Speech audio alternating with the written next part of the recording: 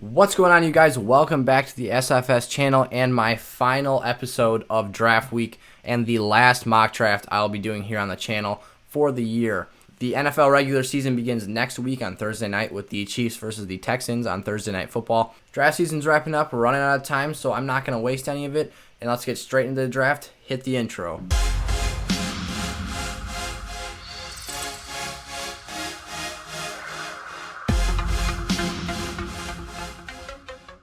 All right, last mock draft, so I'll be taking the last pick in the draft here with the 12th overall spot.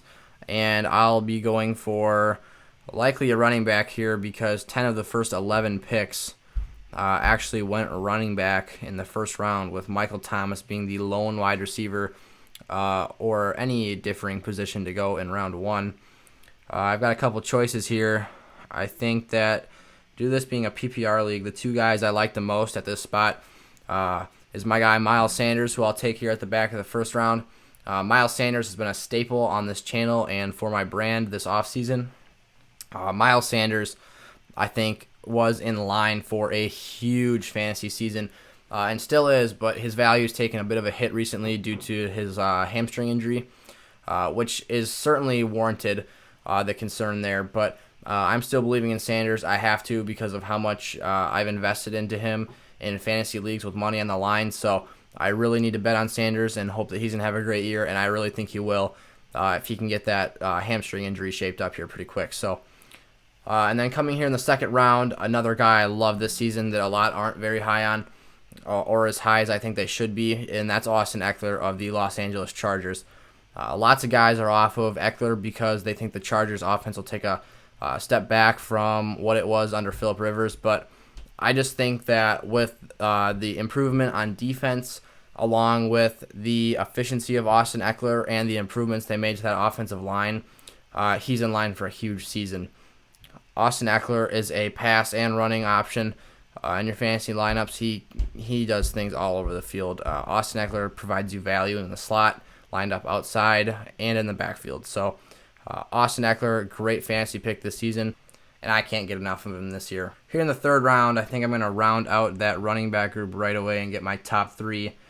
And we're going to go with Melvin Gordon here. So two former Charger running backs going to be on the same fantasy team. Melvin Gordon, I 100% believe, still has the capability to replicate a season like his 2018 performance with the Chargers, where he was, I believe, RB3 or 4 that season despite missing some games. Melvin Gordon's going to do all kinds of things for the Broncos offense. People are off of him because Phillip Lindsay's in that backfield as well, but what the Broncos organization is telling us is that they don't believe in Phillip Lindsay. If they believed in Phillip Lindsay and wanted to give him the rock as a workhorse, they wouldn't be bringing in other competition at this level. And even if they do want to still have Lindsay be a featured part of their offense, Melvin Gordon is still going to take away some of that work, and I think that the valuable reps are going to go to Gordon in terms of fantasy football. Gordon's going to get those goal line touches. He's going to get in the end zone, and he's also going to have a nice amount of passing work in which he's extremely efficient with. So I love Gordon in the third round here, and let's get into the fourth. All right, so right here I'm looking to take my first wide receiver, and some names that kind of pop off the board are not quite at the range I like them. So I think I'm actually going to look into tight ends and go with my guy Mark Andrews here. It's fitting that in this last mock draft episode for the year, I pick a tight end early because that is my favorite route to go in fantasy football. This season, I believe you really can't go a better route than running back early and then follow up with a tight end in the 4th and 5th round. My personal favorites are Mark Andrews and Zach Ertz, but I'm comfortable going Waller in the 5th sometimes, and on occasion, I'll take Kittle in the back end of the 3rd as well. Time for the 5th round here. This is the perfect time where I like to start taking my wide receivers, and I don't think you can go wrong taking Courtland Sutton in the end of the 5th round. Courtland Sutton is an absolute alpha wide receiver on his team and really, really, really good player. So I think that with Drew Lock, as long as he can be a ball distributor for that team this year, I think in that Broncos offense with all the weapons they have all over the field, teams aren't going to be able to key in on Sutton and put bracket coverage on him over the top. So I think he's got the opportunity to make huge plays down the field.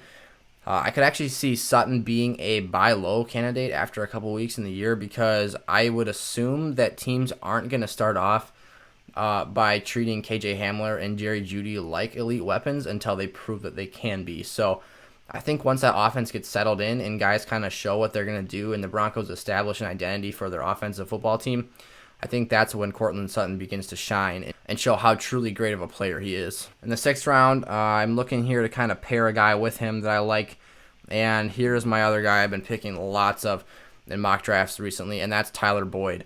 A little bit earlier than I've been taking him lately, but Tyler Boyd is a guy who seemingly every mock draft video I do, I get higher and higher on Tyler Boyd and his potential. Joe Burrow loves him already. And in terms of long-term options that Joe Burrow would be throwing to in his career, I think that Tyler Boyd is probably the best of the bunch right now. I think that T. Higgins is going to have a rocky first year in the NFL, and he might struggle to get on the field a little bit depending on how Auden Tate is valued by the team and if John Ross returns or not. So back into the 7th round here, I think it's a great time to actually take a flyer on a running back whose ADP has went through the floor recently, and that's Leonard Fournette of the Tampa Bay Buccaneers. And Coach Arians actually just came out the other day and said that Ronald Jones is their guy. However, at this point, I like Ronald Jones as much as the Bucs are showing us that they do in the front office, and that means not very much, because if Ronald Jones was the guy for the Buccaneers, I don't know why they would have drafted Keyshawn Vaughn. I don't know why they would have went out and signed LaShawn McCoy. And I also don't know why you would have went out and signed Leonard Fournette. So if Rojo was really their guy, the moves they're making in the front office are telling us the exact opposite. So Leonard Fournette in the 7th round, I'm not huge on his actual talent, but the situation is great. Obviously, there's a lot of mouths to feed in Tampa Bay. However, Leonard Fournette is a guy who really just needs to be a hammer on the goal line for you, and if he gets a little bit of passing work, that'll be somewhat valuable. But in the 7th round, and as my 4th running back on the team, he's not necessarily a starter for me, so he's just kind of a guy who taking a chance on to get some value and maybe even flip for another player in return. 8th round, I went this route last episode. I'm going to draft Diontae Johnson here at the start of the 8th round for my 3rd wide receiver. Diontae Johnson, I think, has a tremendous ceiling this season. He's got a bit of a shaky floor as well, but I think that if the Steelers offense kind of finds their groove and gets into a rhythm that you like and Ben Roethlisberger returns back to his former self, Diontae Johnson is a great player to have on your fantasy team. He really reminds me in body type and play style of the field type stretcher and playmaker that Antonio Brown was. Obviously, that's a huge thing to say due to the level of talent that Brown possesses and obviously what he's made of his career, but I think Diontae Johnson is the closest thing on that team to filling that role. So give me Diontae Johnson every time in the 8th round. I love that pick. And then it's here in the back end of the 9th round, I think it's time to go quarterback. So I took Carson Wentz last episode, so this time I'll take Matt Stafford. Try not to keep things too similar here. Matt Stafford is a very good quarterback in fantasy football, and a lot of people have this misconception that Matthew Stafford misses a ton of time, when in reality that's not the case. Matthew Stafford is frequently banged up and plays injured. He never really misses games. Last season was kind of an anomaly for him, and he missed a lot more games than usual. However, I believe he had like a broken back or some severe injury, so you can't really fault the guy for not showing up to the field for that. But Matthew Stafford has great weapons in Detroit. I love Kenny Golladay and Marvin Jones as wide receivers in both fantasy football and real life. They're really good players. As a Packer fan, I've seen Marvin Jones demolish us all too many times, and Kenny Golladay as well. So, and then additionally, they brought in DeAndre Swift. They already have Kerryon Johnson, and they have T.J. Hawkinson. So that's just an elite collection of weapons that they have on that offense, and I really think that Matthew Stafford is going to be good in fantasy football this season. And especially getting him at the end of the 9th round, you're really getting a guy who is a starting quarterback and will finish as a top 12 player if he plays most of the season. So great value in the 9th round there with Matthew Stafford. Going to add some insurance to the Miles Sanders pick in the end of the 1st round here. I went with Boston Scott in the 10th round here due to taking Miles Sanders in the 1st, because Miles Sanders, obviously, like I mentioned, is dealing with that hamstring injury. So if he ends up missing some time or his production gets hindered a little bit because of the injury and he doesn't start off too hot, I love having the option of Boston Scott on my team to plug in as a flex play or to just give me some extra value if Sanders ends up missing some time. So Boston Scott's a guy I love picking there in the 10th round. And then here in the 11th round, perfect time to take Bryce Love. I love that pick right there. Ron Rivera actually said that Bryce Love is a strong number 2 and is kind of locked into that role before the team just cut Adrian Peterson today. Huge news that went down. Really surprising, actually. I would have thought the Redskins, who are kind of a young team, would have liked to have that veteran. And Adrian Peterson's contract wasn't all that high, so I'm not really sure what their logic was for releasing him. But I think that Bryce Love might just walk into the starting running back role there in Washington. So a guy that I just got in the 11th round, and obviously most drafts are over for the year because this is the last mock draft. Just for those people finishing up their leagues here is what this is really for. But if you haven't drafted yet and you have the opportunity to get Bryce Love and have some uninformed people in your league who might not pick him early, great pick in the 11th round. He could return humongous value. He was a beast at Stanford until he got hurt, so Bryce Love really, really liked that pick there. Here's my guy again in the 12th round. You can't tell me to not draft him. Preston Williams is just absurd. I think I might be starting to get a little too high on him, but the names that are on the board around him, I just don't like as much, and it's not even close, to be honest. Sammy Watkins, not interested in him in fantasy football this year. Brandon Ayuk, Allen Lazard, Justin Jefferson, John Brown, all the guys that went after him, I don't see outscoring Preston Williams this year. In the 12th round, it's going to be really hard for me to not pick him, and especially in a PPR league, which favors wide receivers a little bit more than running backs sometimes, so can't keep me off that pick there. All right, end of the 13th round here. I like this opportunity to take Jonnu Smith or even Blake Jarwin. I think I'm going to go with Jonnu Smith, though. I picked him last episode. He's got a great chance to fill that Delaney Walker role in Tennessee and really be a breakout tight end this year.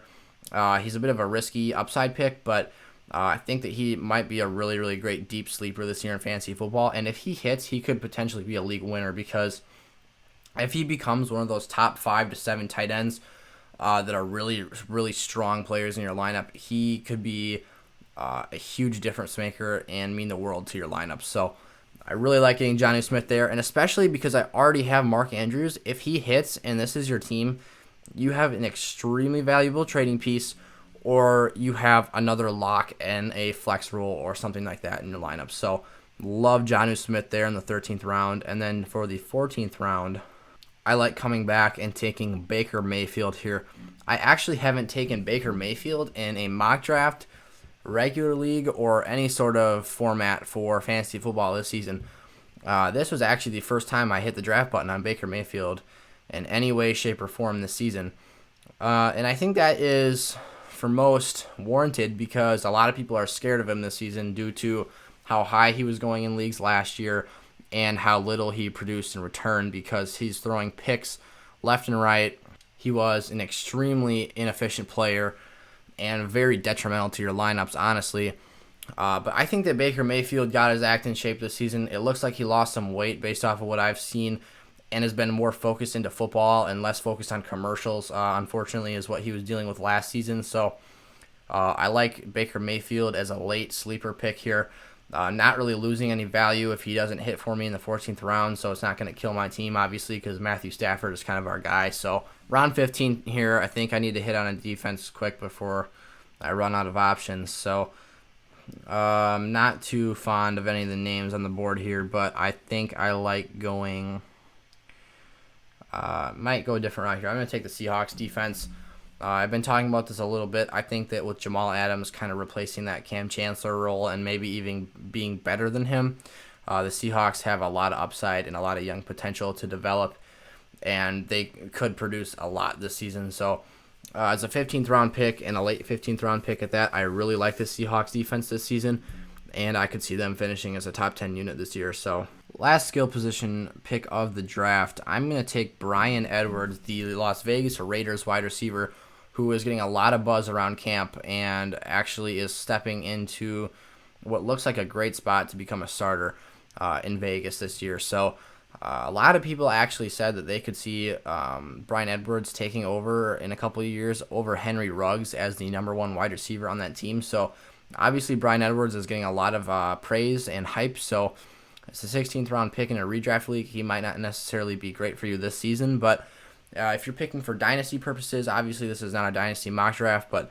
Bryan Edwards could be a really valuable player later on in his career. And then last pick of the draft, it's fitting that after I have trashed kickers and complained about them a little bit here on the channel, that I picked them last in this mock draft. Last mock draft, last pick, last kicker I have to take this year. And I'll go with Dan Bailey, the Minnesota Vikings kicker. If you actually pick a Vikings kicker in your fantasy league, watch out. They might burn you. The Vikings have cursed kickers.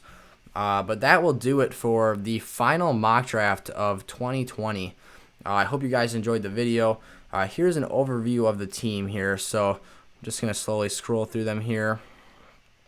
And then we'll pull up the actual roster. Take a look at the quarterbacks. I really like the first quarterback I took on the board here, Matthew Stafford. And then I'm okay with Baker Mayfield as my backup. The running back group I love. And that's the thing I've been really going after here in fantasy football this season, is getting a strong group of running backs that I feel comfortable with, because it's really hard to find them once the season starts. The wide receiver group is really nice at those top four. It's a little bit top heavy with those guys because I'm not really as high on the guys I picked later. But then Mark Andrews and where's my second tight end here? Jonnu Smith, I really like as backup, starting and backup tight ends. It's a really great group. And then handcuff running backs I like as well. So overall, I actually liked how this draft turned out, and I'm quite pleased with it. So if you guys have any comments or disagree with any of the picks I made, make sure to comment those down below. Thank you guys so much for tuning in to mock draft season on the SFS channel. If you guys enjoyed the video, make sure to like, comment, and subscribe for more fantasy football content, and turn the bell on so you never miss a video. It's been a wrap for the 2020 draft season, and I will see you guys soon with more content, fantasy football and football in general related. So if you guys are on the lookout for that, make sure to subscribe, and I'll see you guys later. Peace out.